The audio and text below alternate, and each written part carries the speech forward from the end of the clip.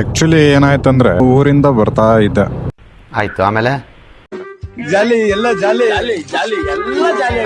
ಹೊಸಪೇಟೆಯಿಂದ non stop ಯಾದಗಿರಿವರೆಗೂ ride ಮಾಡಿದೆ.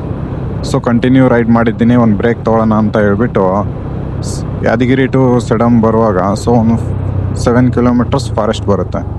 So ಆ forest ಆದಮೇಲೆ ನಾನೇನು ಮಾಡಿದೆ, ಬೈಕ್ನ ಸ್ಟಾಪ್ ಮಾಡಿ ವಾಟರ್ ಗೀಟರ್ ಎಲ್ಲ ಕುಡಿದು ಒಂದು ಬ್ರೇಕ್ ತೊಗೊಳ್ಳೋಣ ಅಂತ ಹೇಳಿ ನಿಲ್ಲಿಸಿದ್ದೆ. ನಿಲ್ಸಿರೋದು ನೋಡಿ ಬಂದು ಮಾತಾಡಿಸಿ ಹಾಗೆ ಸಬ್ಸ್ಕ್ರೈಬ್ ಮಾಡಿಕೊಂಡು ಹಾಗೆ ಹಿಂಗೆ ಅಂಥೇಳಿ ಯಾವ ಊರು ಏನು ಎಲ್ಲ ಕೇಳಿದ್ರು. ಸೊ ನಾನು ಹಾಗೆ ಅವ್ರ ಜೊತೆ ಮಾತಾಡ್ಕೊಂತ ಟೀ ಎಲ್ಲ ಕುಡಿದ್ವಿ. ಟೀ ಕುಡಿದು ಬಂದ್ವಿ. ಏನು ಅರ್ಥವೇ ಆಗ್ತಿಲ್ವೇ ಈ ಕೇಸು? ಅದಾದಮೇಲೆ ನೆಕ್ಸ್ಟು ಒಂದು ಟೈಮು ನಮ್ಮ ಅಕ್ಕ ಬಂದಿದ್ರು ಅಂತ ಹೇಳಿಬಿಟ್ಟು ಗುಲ್ಬರ್ಗ ಹೋಗಿದ್ದೆ. ಬೈಕ್ನ ಸೈಡಲ್ಲಿ ನಿಲ್ಲಿಸಿ ಲೊಕೇಶನ್ ನೋಡ್ತಾ ಇದ್ದೆ. ಸೊ ಅವಾಗೊಂದು 2 ಮೆಂಬರ್ಸ್ ಬಂದುಬಿಟ್ಟು ಯಾರೋ ಗೊತ್ತಿಲ್ಲ ನನಗೆ ಬಂದು ಮಾತಾಡಿಸಿ ಈ ಥರ ಅಂತೆಲ್ಲ ಆಮೇಲೆ ನನ್ನ ಚಾನಲ್ ನೋಡಿ ಸಬ್ಸ್ಕ್ರೈಬ್ ಮಾಡಿಕೊಂಡ್ರು. ಇವತ್ತೇನಾಯಿತು ಅಂದರೆ ಚಂದ್ರಪಳ್ಳಿ ಡ್ಯಾಮೇ ಹೋಗಿ ಬಿಸಿಲು ಬೇರೆ ಇತ್ತಲ್ವಾ.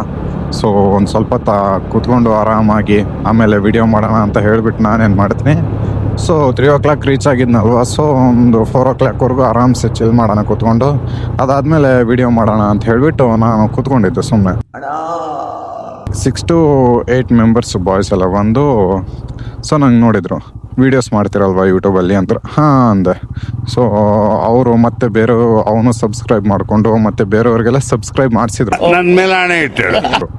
ಸೊ ಏನಪ್ಪ ಮ್ಯಾಟ್ರು ಅಂದರೆ ಯಾರೋ ಗೊತ್ತಿಲ್ಲ ಏನಿಲ್ಲ ಗುರು.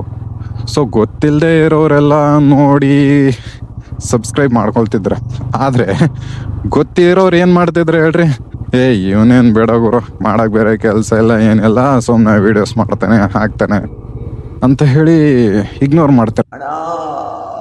ಆದರೆ ಗೊತ್ತಿಲ್ಲದೆ ಇರೋರು ಹೆಂಗೆ ಮಾತಾಡ್ಸಿದ್ರಂದ್ರೆ ಅವ್ನು ಕರೆದ್ಬಿಟ್ಟು ಬಾ ಮಚ್ಚ ಇಲ್ಲಿ ಯಾರ್ಯಾರಿಗೋ ಸಬ್ಸ್ಕ್ರೈಬ್ ಮಾಡಿ ಫಾಲೋ ಮಾಡ್ತೀವಿ, ಸೊ ನಮ್ಮ ಸೈಡಲ್ಲಿರೋರು ಸೊ ಸಪೋರ್ಟ್ ಮಾಡೋಣ ಅಂತ ಹೇಳಿಬಿಟ್ಟು ಸೊ ಸಬ್ಸ್ಕ್ರೈಬ್ ಎಲ್ಲ ಮಾಡಿ ಅವ್ರ ಫ್ರೆಂಡ್ಸ್ಗೂ ಸಬ್ಸ್ಕ್ರೈಬ್ ಮಾಡಿಸಿ ಚೆನ್ನಾಗಿ ಮಾತಾಡಿಸಿ ಹೋಗ್ತಾರೆ ಗುರು.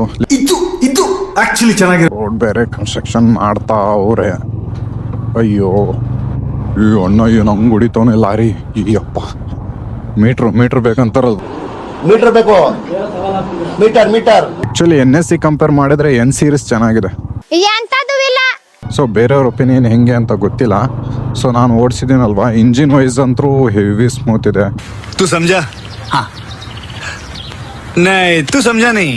ಅದಾದಮೇಲೆ ನೆಕ್ಸ್ಟು ಪರ್ಫಾರ್ಮೆನ್ಸು ಚೆನ್ನಾಗಿದೆ. ಸೊ 2V ಇಂಜಿನ್ ಅಲ್ವಾ, 4V ಇಂಜಿನ್ ಆದರೆ ಪರ್ಫಾರ್ಮೆನ್ಸ್ ಇನ್ನೂ ಜಾಸ್ತಿ ಆಗ್ತಿತ್ತು. ಸೊ ವೈಬ್ರೇಷನ್ಸ್ ಇಲ್ಲ ಗಾಡೀಲಿ, ಚೆನ್ನಾಗಿದೆ. ರೈಡಿಂಗ್ ಪೋಸ್ಚರ್ಸ್ ಆಗಲಿ, ರೈಡಿಂಗ್ ಪೊಸಿಷನ್ನು. ಅದಾದಮೇಲೆ ಇದು ಕೆಲವು ಇಷ್ಟ ಆಗಿಲ್ಲ ಇದರಲ್ಲಿ ಥಿಂಗ್ಸು, ಸೊ ನಾನು ಚೇಂಜ್ ಮಾಡಿದ್ದೀನಿ. ಇಷ್ಟ ಆಗಿಲ್ಲ ಅಂತ ಹೇಳ್ಬಿಟ್ಟು ಗಾಡಿ ಚೇಂಜ್ ಮಾಡೋಕ್ಕಾಗಲ್ಲ. ಸೊ ಅದಕ್ಕೋಸ್ಕರ ನನಗೆ ಏನೇನು ಬೇಕೋ ಅದನ್ನು ಲೀಗಲ್ ಆಗಿ ಸ್ವಲ್ಪ ಮಾಡಿಫೈ ಮಾಡ್ಕೊಂಡಿದ್ದೀನಿ. ನೋಡ್ರಿ ವೆದರ್ ಹೆಂಗಿದೆ ಅಲ್ಲಿ, ನೋಡ್ರಿ ಗೋಲ್ಡನ್ ಅವರ್ಸ್ ಎಲ್ಲ ಸ್ಟಾರ್ಟ್ ಆಗಿದೆ. ಏನು ಕ್ರೇಜಿಯಾಗಿ ಅನಿಸುತ್ತೆ ಗುರು ಅದು ಮಾತ್ರ. ಸೊ ಟೈಮ್ ಬಂದು ಇವಾಗ 6 ಗಂಟೆ ಆಗಿದೆ. ಆ ಲೆವೆಲಿಗೆ ಚಳಿ ಹೊಡಿತೈತೆ ಅಂದರೆ ನನಗೆ.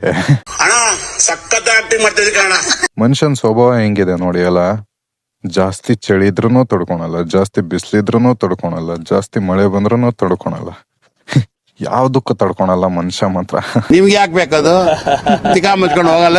ಓಕೆ, ಇವಾಗ ಬೆಚ್ಚಗೆ ಆಯ್ತಿದೆ ಅಲ್ಲ, ಮಜಾ ಬರ್ತದೆ. ಅಭಿ ಮಜಾ ಆಗನ್ನ ಬಿಡು. ನನ್ನ ಬೈಕು ಎಷ್ಟು ಮೈಲೇಜ್ ಕೊಟ್ಟಿದೆ ಅಂದ್ರೆ ತೋರಿಸ್ತೀನಿ ನೋಡ್ರಿ ನಿಮಗೆ. 55 ಮೈಲೇಜ್ ಕೊಟ್ಟಿದೆ ಒಂದು ಟ್ರಿಪ್ಪಲ್ಲಿ, ಇನ್ನೊಂದರಲ್ಲಿ 51 ಮೈಲೇಜ್ ಕೊಟ್ಟಿದೆ. ಸೊ 55 ಅಂದರೆ ಏನು ಕಡಿಮೆನ ಗುರು? ಅಂದರೆ ನಾನು ಇವತ್ತು ಅಷ್ಟೊಂದೇನು ಹೆವಿ ಓಡಿಸಿಲ್ಲ. ಸೊ ಒಂದು 70 ಬಿಲೋನ ರೈಡ್ ಮಾಡಿದ್ದೀನಿ. ಸೊ ಹಾಗಾಗಿ ಒಳ್ಳೆ ಮೈಲೇಜ್ ಬಂದಿದೆ. ಮತ್ತೇನ್ರಿ ದೊಡ್ಡ ಮಂದಿ ಸಂಜೆ ಆಗದ ಟೀ ಕಾಫಿ ಕುಡಿದ್ರೆ ಇಲ್ರಿ, ನಿಮ್ಗೆ ಯಾಕೆ ಬೇಕದು? ನಮ್ದಿನ ಏನೂ ಆಗಿಲ್ಲ ನೋಡ್ರಿ. ಸೊ ಅಲ್ಲಿ ಮುಂದೆ ನಿಡಗುಂದ ಹತ್ರ ಸ್ಟಾಪ್ ಮಾಡಿ ಒಂದು ಟೀಗಿ ಹಾಕ್ಕೊಂಡು ಹಿಂಗೆ ಸೆಡಮ್ನ ಸೇರ್ಕೊಂಡ್ಬಿಡೋದು. ಮತ್ತೆ ನಾಳೆಯಿಂದ ಯಥಾ ರಾಜ ತಥಾ ಪ್ರಜಾ ಅನ್ನಂಗೆ. ಮನುಷ್ಯನ್ಗೆ ಹೆಂಗಂದ್ರೆ ಯಾವ್ದ್ರಲ್ಲಾದ್ರೂ ಆಗಲಿ ಸ್ಟಾರ್ಟಿಂಗ್ ಇದ್ದಷ್ಟು ಕ್ರೇಜು ಹುರುಪು ಸೊ ನೆಕ್ಸ್ಟ್ ಹೋಗ್ತಾ ಇರಲ್ಲ. ಫಾರ್ ಎಕ್ಸಾಂಪಲ್ ಇವಾಗ ನನಗೆ ಬೈಕ್ ಅಂದರೆ ಇಷ್ಟ. ಸೊ ತಗೊಳ್ಳೋವರೆಗೂ ಫುಲ್ ಕ್ರೇಜಲ್ಲಿ ಇರ್ತೀನಿ. ಒಂದು ವರ್ಷ ಆದ್ರೂ ಅದೇ ಕ್ರೇಜಲ್ಲಿ ಇರ್ತೀನಿ. ಸೊ ಅದಾದ್ಮೇಲೆ ನೆಕ್ಸ್ಟ್ ಏನಾಗುತ್ತೆ, ಹೋಗ್ತಾ ಹೋಗ್ತಾ ಹೋಗ್ತಾ ಬೈಕ್ ಆಗಲಿ, ಬೈಕ್ ತೊಗೊಂಡಿದ್ದೀನಲ್ವ ಅದು ಯಾವಾಗ ನಮ್ಮ ಸ್ವಂತದ್ದು ಅಂತ ಅನ್ಸುತ್ತಲ್ವ, ನಮ್ಮ ಸ್ವಂತದ್ದು ಆದಮೇಲೆ ಅದು ಖುಷಿ, ಅದ್ರ ಫೀಲೇ ಇರಲ್ಲ ಗುರು. ನೆಕ್ಸ್ಟ್ ಕಾರ್ ತೊಗೋಬೇಕು ಅನ್ಸುತ್ತೆ, ಯಾಕಂದರೆ ಅದು ನಮ್ಮ ಹತ್ರ ಇರಲ್ಲ. ಸೊ ಅವಾಗ ಏನು ಅನಿಸ್ತಿರುತ್ತೆ ನಮಗೆ, ನನ್ನ ಹತ್ರ ಕಾರ್ ಇಲ್ಲ ಈಗ, ಸೊ ಅದಕ್ಕೆ ನಾನು ಒಂದು ಕಾರ್ ತೊಗೋಬೇಕು. ಸೊ ಕಾರ್ ನೋಡಿದಾಗೆಲ್ಲ ಒಂಥರ ಫೀಲ್ ಆಗ್ತಿರುತ್ತೆ, ಅದು ಒಂದು ವೈಬು, ಅದೊಂದು ಖುಷಿ ಕೊಡ್ತಿರುತ್ತೆ ನಮಗೆ. ಇಲ್ಲದೆ ಇರೋಷ್ಟು ಖುಷಿ ಇದ್ದಾಗ ಸಿಗಲ್ಲ ಗುರು, ಅದೇನೋ ಗೊತ್ತಿಲ್ಲ. ಸೊ ಒಂದಷ್ಟು ದಿನ ಆದಮೇಲೆ ಅದ್ರ ಮೇಲೆ ಇರೋ ಕ್ರೇಜು, ಆಸಕ್ತಿ, ಇಂಟ್ರೆಸ್ಟ್ ಕಡಿಮೆ ಆಗಿಬಿಡುತ್ತೆ. ಇವನ್ ಬೈಕ್ ಮೇಲೂ ಅಷ್ಟೇ. ಬಟ್ ನಂಗೆ ಇದುವರೆಗೂ ಬೈಕ್ ಮೇಲೆ ಕ್ರೇಜ್ ಕಡಿಮೆ ಆಗಿಲ್ಲ, ಏನೋ ಗೊತ್ತಿಲ್ಲ, ಮುಂದೆ ಯಾವ ಥರ ಆಗುತ್ತೆ ಏನೋ ಗೊತ್ತಿಲ್ಲ. ಸೊ ಬೈಕ್ ಅಂದರೆ ಸಿಕ್ಕಾಪಟ್ಟೆ ಇಷ್ಟ ಗುರು. ಸೊ ಕೆಲವರೆಲ್ಲ ಹೇಳ್ತಿರ್ತಾರೆ, ಯಾಕೆ ಗುರು ನಿನಗೆ ಬೈಕ್ ಅಂದ್ರೆ ಅಷ್ಟೊಂದು ಇಷ್ಟನಾ ಅಂತ ಹೇಳ್ಬಿಟ್ಟು. ಅದೇನು ಜಸ್ಟ್ ಟೈಮ್ ಮಷೀನು, ಇದನ್ನ ನಾನೊಂದು ಫ್ಯಾಮಿಲಿ ಮೆಂಬರ್ ಥರ ಟ್ರೀಟ್ ಮಾಡ್ತಾ ಇದ್ದೀನಿ ಗುರು ನಾನು. क्या बात है सर, क्या बात है सर, क्या. ಸೊ ಕ್ಯಾಶುವಲ್ ಆಗಿ ಬೈಕ್ ಥರ ಟ್ರೀಟ್ ಮಾಡಿದರೆ ಇವತ್ತು ಇಷ್ಟೊಂದು ಚೆನ್ನಾಗಿ ಇಟ್ಕೊತಿರಲಿಲ್ಲ. ಏನು ಗುರು, ಓಹೋ ಇನ್ಸೈಡ್ ಬಾಲಕ್ಲವ ಹ್ಯಾಂಡ್ ಕರ್ಚಿಫ್ ಏನಾದರೂ ಕಟ್ಕೊಂಡಿಲ್ಲ, ಮಾಸ್ಕ್ ಹಾಕ್ಕೊಂಡಿಲ್ಲ ಅಂದರೆ ಏನು ಹಣೆ ಬರೋಣ ಗುರು. ಇದು ರೋಡೇ ಕಾಣಿಸ್ತಿಲ್ಲ ಗುರು ನನಗೆ. ನಾನಂತೂ ಸಿಕ್ಕಾಕೊಂಡೇನಿ ಬ್ರೋ. ಏನು ರೋಡ್ಗಳು ಇವು ಯಪ್ಪ, ಸ್ಟೇಟ್ ಹೈವೇ ಹೆಂಗಿರ್ಬೇಕು ಗೊತ್ತಾ, ಏನು ಡಸ್ಟ್ ಹೊಡಿತೈತೆ ಗುರು ಇದು. ಸಾಕಾಗೋಯ್ತು ನಂಗಂತೂ.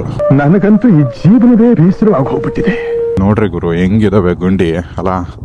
ಅಪ್ಪ ಸೀರಿಯಸ್ಲಿ ಜಸ್ಟ್ ಮಿಸ್.